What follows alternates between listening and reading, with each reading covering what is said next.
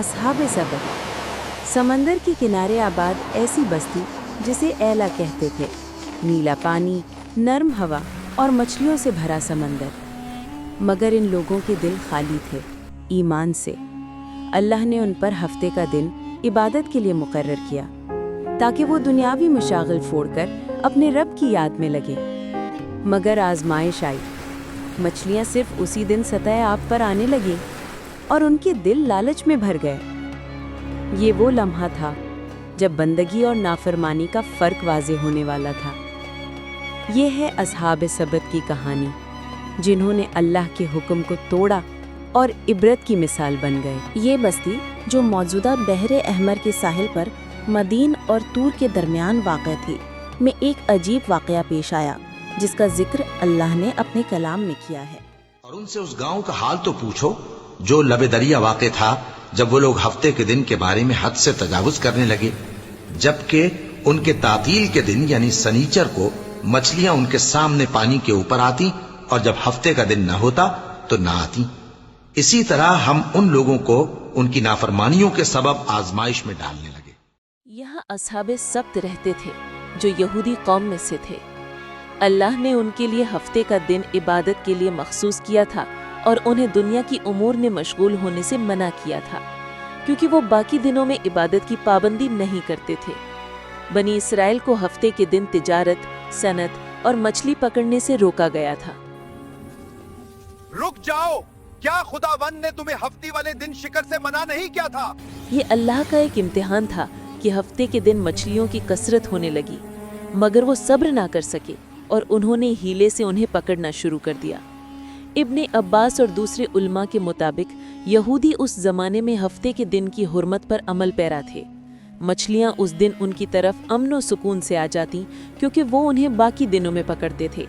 अल्लाह ने उन्हें आजमाइश में डाला और हफ्ते के दिन मछलियों की कसरत से उन्हें आजमाया। जब उन्होंने ये देखा तो उन्होंने मछलियां पकड़ने के लिए हीले का सहारा लिया। एक दिन गांव के एक फर्द को मछली खाने की ख्वाहिश हुई तो शैतान ने उसे एक हीला सिखाया। वो हफ्ते के दिन समंदर के किनारे आया और एक बड़ी मछली को देखकर उसकी दुम को रस्सी से बांधकर किनारे पर लगा दिया और शाम को वापस आकर मछली को लेकर चला गया। उसे भून कर खाया। जब उसकी हमसाये उससे पूछने आए तो उसने कहा कि ये तो महज एक मछली की खाल है जो उसने भून ली है। अगले हफ्ते उसने यही काम फिर किया और दूसरों को भी बता दिया, तो उन्होंने भी उसकी तकलीद शुरू कर दी। बनी इसराइल ने हफ्ते के दिन मछली पकड़ने के लिए नित नए हीले ईजाद किए। बाज ने जुम्मे के दिन समंदर के साथ जुड़े हुए गड्ढे खोदे ताकि हफ्ते के दिन मछलियां उन गड्ढों में जमा हो जाएं और फिर आसानी से पकड़ी जा सकें। ये काम आम हो गया, यहाँ तक कि लोगों ने अलानिया मछली पकड़कर बाजार में बेचनी शुरू कर दी। जब फासिकों ने अलानिया इस तरह मछली पकड़ना शुरू किया तो बनी इसराइल के उलमा ने उन्हें रोका और डराया, मगर वो बाज न आए। चुनाचे नेक लोगों ने उनसे अलग होकर एक दीवार बना ली और उनके साथ रहना तर्क कर दिया, जैसा कि अल्लाह ताला फरमाता है सूरत अल-आराफ आयत 164।